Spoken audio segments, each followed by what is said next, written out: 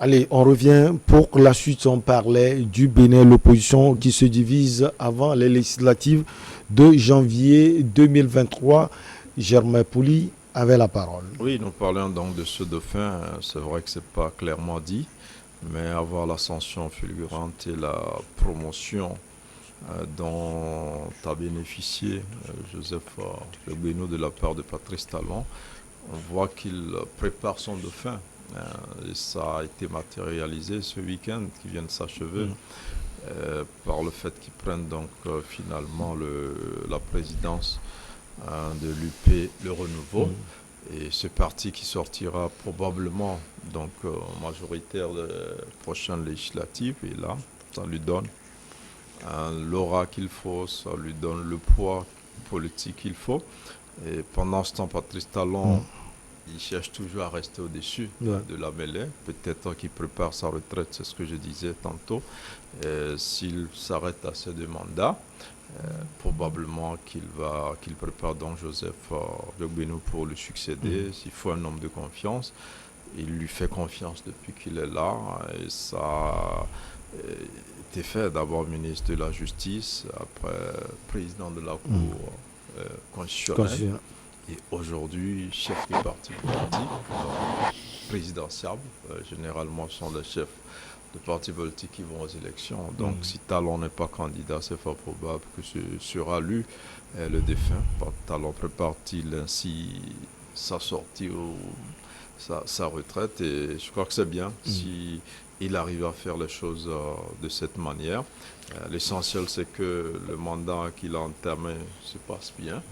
Après la rupture, qu'il laisse vraiment les traces de développement qu'il souhaite laisser au Bénin et qu'on parle de sa succession dans quelques années lors de la prochaine présidentielle. Allez, on va quitter Cotonou au Bénin pour Ouagadougou au Burkina Faso, condamné à perpétuité pour son implication dans l'assassinat de son prédécesseur Thomas Isidore Noël Sankara. Blaise Compaoré était revenu au pays au Burkina Faso pour demander un pardon public. La question, elle est simple.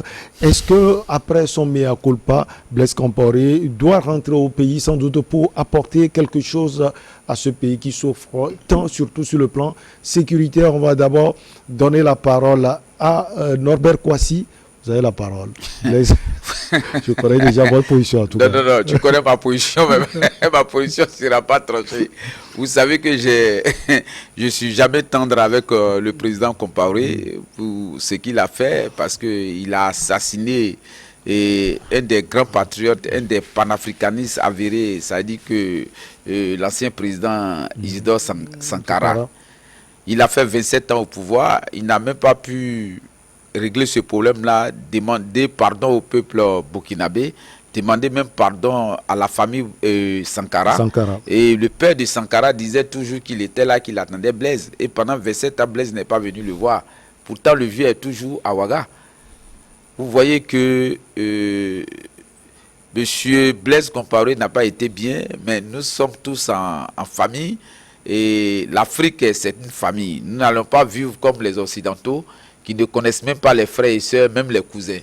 Si Blaise Compaoré aujourd'hui a compris qu'il faut demander pardon au peuple burkinabé, nous pensons que nous pouvons, depuis votre studio, demander pardon aussi au burkinabé d'accepter le pardon du président Blaise. Parce que quand le président Blaise est arrivé au Burkina, qu'il est arrivé au palais de Kosiam, ceux qui ont l'œil du consultant, ceux qui ont l'œil avéré, ils ont compris que le président Blaise était comme s'il était à l'étranger. Il passait tout son temps à regarder le palais. Il ne pouvait pas s'imaginer que lui, Blaise, un jour, ce palais-là, il pouvait quitter le palais. Parce qu'il prenait le palais comme si c'était sa maison à lui. Mais ils oublient qu'on a un tout-puissant qui existe, qu'on appelle le Dieu, qui nous fait et qui nous défait. Blaise a compris aujourd'hui que même quand on a le pouvoir, il y a Dieu qui est là. Il ne faut pas parler aux gens avec une certaine condescendance. Il ne faudrait pas rabaisser autrui. Moi, je crois bien que c'est la leçon que Blaise a apprise. Quand il est quitté au Burkina, qu'il est arrivé en Côte d'Ivoire, je suis sûr qu'il a cogité beaucoup. Je suis sûr que s'il est chrétien, il est parti fouiller la Bible. S'il est musulman aussi, il a fouillé le Coran. Et après ça, si Blaise revient pour demander pardon, vous savez que ceux-là, dans les sérails, dans leur groupe-là, ils ne demandent pas pardon. Parce que c'est des gens qui ne sont pas prêts pour le peuple. Si Blaise aujourd'hui veut demander pardon, moi je ne fais que demander pardon au peuple burkinabé, qu'ils acceptent Blaise pour qu'il vienne demander son pardon à tout le peuple, pas au gouvernement. Parce que le gouvernement émane du peuple. Donc ils viennent demander pardon au peuple burkinabé. C'est notre frère. Il a été égaré. Comme le dit dans la Bible, l'enfant prodigue qui voulait se séparer de son père, il est parti, mais à un certain moment, il ne pouvait pas, il est revenu. Mais le père a accepté. Je crois bien que le peuple burkinabé est comme le père de cet enfant prodigue. Blaise n'est que l'enfant prodigue. Un homme ne peut pas être aussi mauvais sur toute la ligne. Il y a le côté positif aussi de Blaise. Quand Blaise était là, les Burkinabés vivaient en paix. Mais aujourd'hui, Blaise n'est pas là. Les Burkinabés vivent avec la peur au ventre. Il peut apporter quelque chose sur le plan sécuritaire. Si réellement Blaise a changé, si réellement Blaise ne veut pas être l'instrument aux mains des Occidentaux, si Blaise revient à l'Afrique vraie, si Blaise revient à nos valeurs, parce que nous les Africains, nous avons de la valeur. Les Occidentaux n'ont pas de valeur. C'est pourquoi ils peuvent accepter qu'un garçon se marie à un garçon et qu'une femme se marie à une femme. Mais au-delà de ça, ils cherchent à prendre des enfants pour garder avec, comment on appelle ça même, Michel, donne-moi le mot. Vous cherchez quel mot? Ça dit que vous ne voulez pas faire d'enfants, mais vous voulez adopter l'enfant. C'est l'adoption. Germain. Comment des gens qui ne veulent pas faire d'enfants, mais veulent adopter des enfants? Vous dites que c'est cette valeur-là qui est la vraie valeur. Mais si c'est la vraie valeur que nous tous on doit suivre, ça veut dire que le garçon doit se marier avec le garçon, la femme doit se marier avec la femme. Mais où trouveront-ils les enfants pour les adopter? Je demande pardon au peuple burkinabé. Je demande pardon aux autorités burkinabées qu'ils acceptent Blaise dans son pardon, mais que Blaise soit sincère. Sincère, comme sous l'arbre à palabre où tous les doyens de l'Afrique sont réunis. Quand ils disent que c'est ça, tout le monde est obligé d'accepter. Mais si Blaise n'est pas sincère, je crois bien que son pardon-là, les Burkinabés ne vont pas l'accepter. Alors, les circonstances de cette demande de pardon même, les circonstances justement n'ont pas été acceptées. Germain Pouli par tous les Burkinabés. D'ailleurs, les opinions diverses, il faut le dire, parce que l'ancien président a envoyé le ministre conseiller du président Alassane Dramane Ouattara, Ali Koulibaly. Il y avait également Safi. Est-ce que vous pensez véritablement que les Burkinabés ont accepté au prime abord ce pardon pour qu'ils puissent revenir au pays et jouer un rôle? Moi, je crois qu'il faut rappeler qu'entre-temps Blaise était revenu à l'invitation du colonel Damiba qui voulait rassembler tous les anciens présidents. Malheureusement, le président Kaboré n'a pas répondu à cet appel, et ce qui a fait que le retour de Blaise n'a pas donné les effets escomptés. Mais je pense que ce retour en est pour quelque chose dans sa demande de pardon. Plusieurs indiscrétions disent que depuis qu'il a quitté le Burkina Faso pour se réfugier en Côte d'Ivoire, il a toujours souhaité revenir chez lui. C'est vrai qu'il est fatigué, c'est vrai qu'il est malade, c'est vrai qu'il est vieux aussi aujourd'hui. Peut-être qu'il a envie de venir et de finir ses derniers jours sur sa terre natale. Mais il a toujours ressenti ce besoin, et son retour pour quelques jours a peut-être accéléré cette demande de pardon, parce que ce procès il a eu lieu. Derrière les procès aussi, vous savez qu'il y a des arrangements politiques parfois. Et quand vous voyez la position des avocats de Blaise Compaoré, qui estiment d'abord que ce procès n'a pas été équitable, mais qui en même temps n'ont pas fait de recours, quelque part, c'est qu'ils sont en train de négocier peut-être une probable grâce présidentielle ou une probable loi d'amnistie pour un pays qui aujourd'hui, il faut aussi le reconnaître, connaît des difficultés qui font que Blaise, qui était chassé aujourd'hui, certains commencent pas à le regretter. S'il n'y avait pas eu les djihadistes, on se dirait bon débarras, mais avec cette situation qui s'aggrave, avec ce coup d'État aussi, qui ne semble pas régler les choses, et on voit les choses s'empirer. Donc, on est à un moment dans l'opinion, on se dit, mais si Blaise était là, peut-être que Blaise peut encore quelque chose. Et donc, il devient sympathique auprès d'une certaine population. Il avait des militants, certes, il avait des soutiens dans l'armée, certes, mais cette période Blaise manque au Burkinabé. Même quand vous ne mangez pas, c'est mieux que quand vous mourrez. Quand vous mourrez sous les balles, sous des meurtres atroces, donc des djihadistes, on commence par se dire, mais avec Blaise, c'était mieux, et donc ça c'est donc vous estimez que cette touche sécuritaire, il peut venir l'apporter? Je ne crois pas trop qu'il pourra changer grand-chose, parce qu'il n'est plus président. Peut-être il arrivait à le faire parce qu'il était président. Maintenant, il y a plusieurs sources. Au niveau du djihadisme, plusieurs causes. Il y a des frustrations aussi qui font que certains s'enrôlent dans ces mouvements. Peut-être qu'il y aurait certains militants partisans de Blaise. Si eux se retrouvent de l'autre côté, on peut dire bon, ils peuvent revenir à la raison si Blaise revient. Mais s'il n'y a pas ce genre de situation, ça sera un peu plus difficile quand il n'est plus au pouvoir, parce qu'on estimait qu'il avait l'habitude de dialoguer ou de négocier avec eux. Maintenant qu'il n'est plus président, est-ce qu'il aura les mêmes facilités pour le faire? Mais en même temps aussi, le djihadisme n'est plus ce qu'il était au temps de Blaise Compaoré. C'était au stade embryonnaire. Les choses sont beaucoup plus aggravées, avec de nouveaux groupes qui sont nés. Et je ne pense pas qu'il va avoir la même puissance de contrôle sur tous ces nouveaux groupes-là. Et en termes aussi de stratégie et d'équipement, tout a vraiment changé. Vous avez vu les dernières attaques, c'est carrément des ponts qui ont été dynamités, couper différentes parties de Burkina Faso. Donc ça va être assez difficile. Bon, j'imagine, mais peut-être aussi qu'il pourra apporter un plus. En tout cas, le pays a besoin de se réconcilier, parce que voilà des militaires qui chassent Kaboré pour régler un problème qui s'aggrave aussi.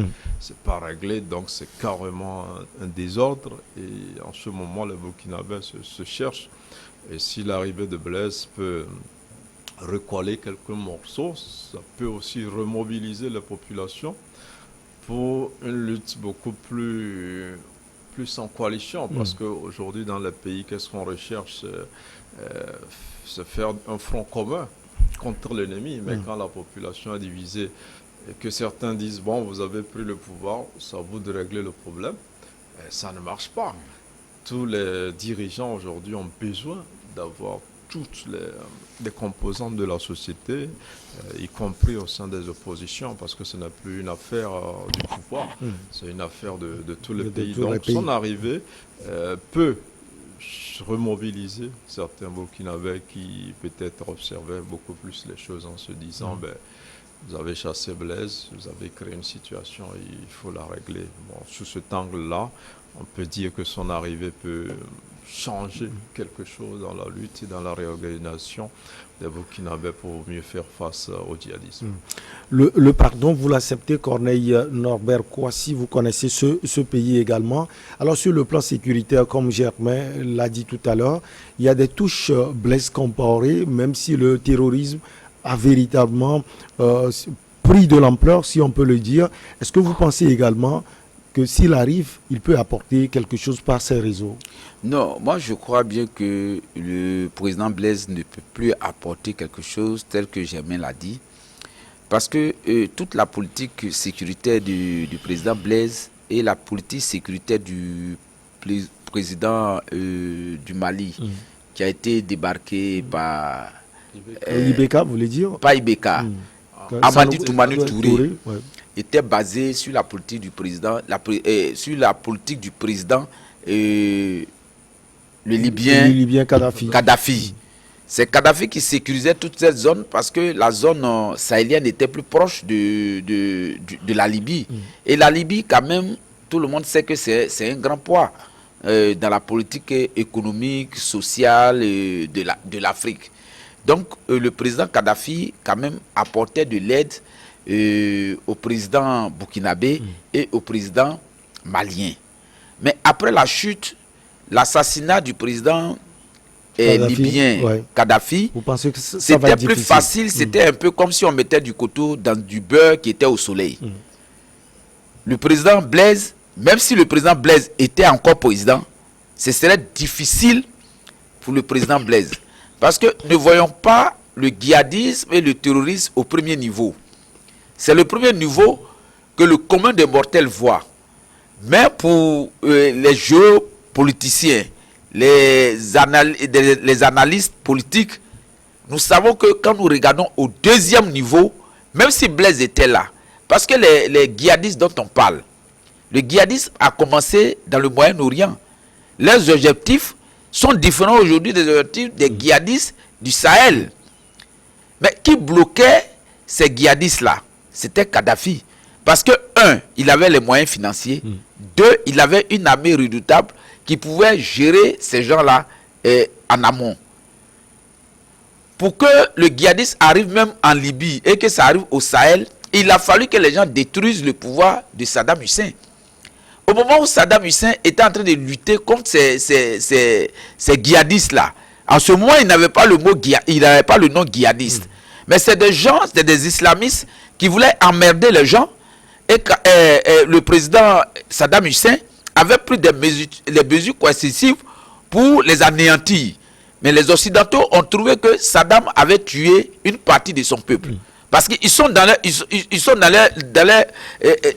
les droits chemins. Ça veut dire que la politique, ils veulent que ça soit. Il faut que les médias occidentaux les accompagnent dans ça. Mais ils nous ont fait croire que Saddam Hussein, c'était un danger pour le monde. Quand ils ont éliminé Saddam Hussein, il a fallu maintenant qu'il y ait le printemps arabe. Parce que depuis l'Égypte, la Tunisie, les djihadistes là pouvaient quitter là-bas pour venir dans le Sahel. Ils ont chassé le président égyptien. D'abord, c'est le Tunisien. C'est le Tunisien Ben Ali qui est parti. En plus, après, ils ont fait partie l'Égyptien.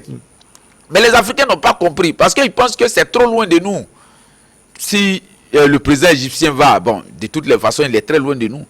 Mais je dis, j'ai répété ça ici hier, les Occidentaux ne posent pas les pas parce qu'ils veulent poser les pas.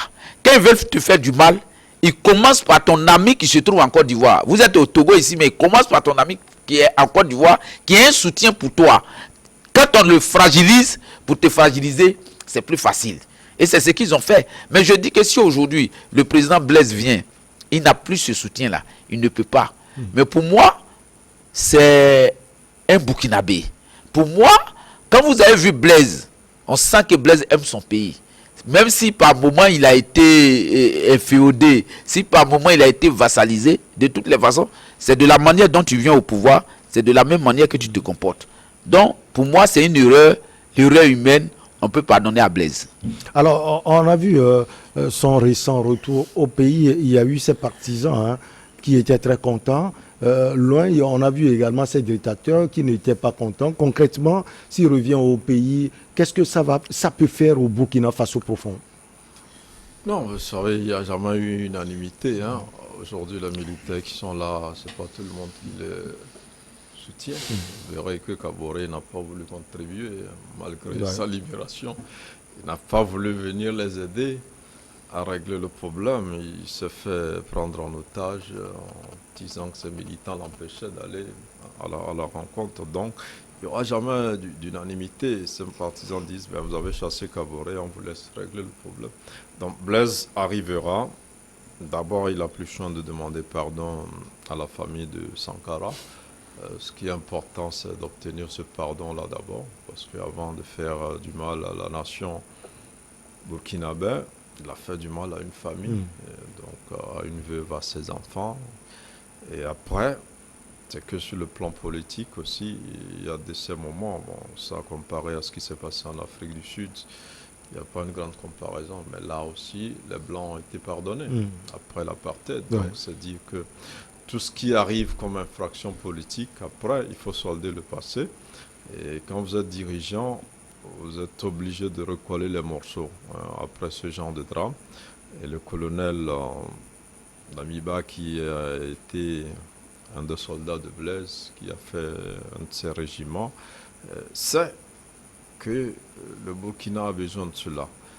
Et donc maintenant, il faut que les populations comprennent. Maintenant, les victimes, ça va être difficile qu'elles comprennent, mais ça passe par là. Il y a les lois d'amnistie, on en a connu ici également au Togo. On a vu des gens qui sont à l'origine de certains malheurs, après qui reprennent la vie normalement. On a vu même des chefs de guerre reprendre la vie aussi normalement, après avoir créé des guerres civiles dans des pays. Il y a eu des réconciliations, certains même sont devenus présidents, on a vu au Nigeria et au Libéria, un peu partout. Donc c'est pour dire que c'est des situations qui arrivent dans le pays, et quand on est dirigeant, il faut avoir le courage de recoller les morceaux, de ne pas écouter la voix d'une minorité qui est hostile à ce genre d'action, qui se dit non, c'est un criminel, on ne peut pas lui pardonner. C'est pour ça que la loi a prévu quand même la grâce présidentielle, a prévu l'amnistie, qui permet d'effacer un peu le mal ou les crimes ou les infractions donc commises par des personnes, surtout dans le cadre politique. Et quand il s'agit donc des infractions de droit commun, c'est un peu plus compliqué à gérer, mais dans le cadre politique, après ça passe. Donc c'est vrai que plusieurs Burkinabés sont divisés sur la question, mais il y a une tendance qui de plus en plus s'affirmait et qui a été remarquée par la junte au pouvoir, qui se dit qu'il faut que ça se passe. Le ballon d'essai a été lancé avec la dernière visite de Blaise. Les gens étaient opposés, mais Blaise est arrivé quand même. Donc ça permet de préparer les esprits. Et si demain les choses se font bien, c'est probable qu'il revienne et que ce pays se réconcilie avec lui-même, surtout en ces temps de crise. S'il n'y avait pas eu cette crise sécuritaire, personne ne se fatiguerait pour faire revenir Blaise. Mais aujourd'hui, on pense qu'au-delà de l'insécurité, pouvoir taire les autres distinctions, les autres choses qui séparent ou qui divisent les Burkinabés pour que tous ensemble regardent l'avenir en trouvant des moyens pour éradiquer ce mouvement-là. Après aussi, je pense que même ces djihadistes dont on parle, si demain il faut négocier avec eux, je pense qu'il faut le faire. Après tout ce qu'ils ont fait, après tout le mal qu'ils ont fait à nos pays, s'il faut que ça passe par la négociation, il faut forcément le faire. Alors, Germain Pouli a parlé de tendance de la junte militaire au pouvoir. Norbert Corneille, si on voit cette tendance, elle souhaite que Blaise Compaoré puisse revenir au pays. Alors, cette question, on voit aussi derrière, avec les yeux d'analystes, la main du président Alassane Dramane Ouattara qui aurait aidé le président Blaise Compaoré à demander pardon et donc qui prépare sa voie pour qu'il puisse revenir au pays. Vous le voyez ainsi? Bon, moi je ne le vois pas ainsi. Tu sais que le président Blaise fait 27 ans au pouvoir, diriger une nation et partir de la sorte, ça fait mal. Nous sommes des Africains, nous sommes émotionnels, nous savons ce que c'est que diriger des gens. Quand on dirige des gens, on a une manière de se comporter. Et dès lors qu'on n'arrive plus à diriger ces gens, quand vous voyez l'état physique du président Blaise Compaoré, vous savez qu'il regrette assez. C'est pourquoi, par ma prise de parole, j'ai dit qu'il faut que les Burkinabés aient pitié du président Blaise. Que le pardon que le président Blaise leur adresse, qu'ils acceptent. Moi, je suis panafricain. Donc, tout ce qui peut se régler en africain, je suis prêt à accepter cela. Les Africains ne rejettent jamais, même quand la personne est mauvaise. Si Blaise aujourd'hui reconnaît, de sa posture, il reconnaît qu'il a fait du mal et qu'il vient demander pardon, qu'on accepte le pardon. Je l'ai dit, si Blaise vient en demandant pardon parce que il a des comptes à rendre à des gens qui l'ont fait partir, parce que les Occidentaux sont derrière lui, c'est pourquoi il veut ruser avec le peuple, là je ne suis pas d'accord. Mais s'il vient sincèrement pour demander pardon, que le peuple burkinabé accepte. Donc ça veut dire que qu'il revienne au pays. Qu'il revienne au pays, qu'il vienne s'asseoir au pays comme les anciens chefs d'État il y a des gens qui sont passés avant Blaise, qui aujourd'hui se retrouvent chez eux à la maison tranquillement. Blaise ne peut pas vivre toute sa vie hors du Burkina. C'est un Burkinabé, il a dirigé le Burkina, il a vraiment envie de retrouver son pays, il a vraiment envie de retrouver ses parents, de retrouver ses amis. Donc pour moi, avant que Blaise ne parte au Burkina demander pardon, je profite de votre plateau pour demander pardon aussi au peuple burkinabé. Parce que je vois que Blaise est en train d'accepter les valeurs de l'Afrique, qui est le pardon. Le pardon. Les Africains, ils peuvent être fâchés, mais quand tu demandes pardon, ils laissent tomber. Si Blaise se reconnaît en tant qu'Africain, qu'il a enlevé le manteau de l'Occident sur lui, et qu'il veut s'habiller maintenant du manteau africain, on va accepter le pardon. Donc moi je demande pardon au peuple burkinabé. Blaise a fauté. Blaise a fait des choses qui n'étaient pas bien. Blaise a même assassiné Thomas Sankara. Mais je dis, Blaise n'est pas aussi fautif que ça. Il est tombé sous le charme de Satan. L'Occident, c'est Satan. Si Blaise s'assoit qui veut parler du coup d'État, comment ils ont fait pour tuer Thomas Sankara, dans le fond, vous allez voir que on l'a poussé à faire. Parce que quand ceux-là, ils veulent la peau d'un individu, d'un Africain, ils vont toujours utiliser son frère pour le tuer. Donc, laissons tomber tout ce que Blaise a fait, parce qu'on ne va pas rester continuellement dans les histoires de palabres. Il y a des gens, malgré que Blaise soit comme ça, qui supportent Blaise. Blaise a ses partisans au Burkina. La preuve, quand il devrait venir, il y a des gens qui devraient aller l'accompagner. Nous croyons que l'Occident va toujours profiter de notre division pour être au devant de nous. Donc pour ne pas que les Occidentaux nous divisent plus encore, il va falloir que les Africains s'entendent.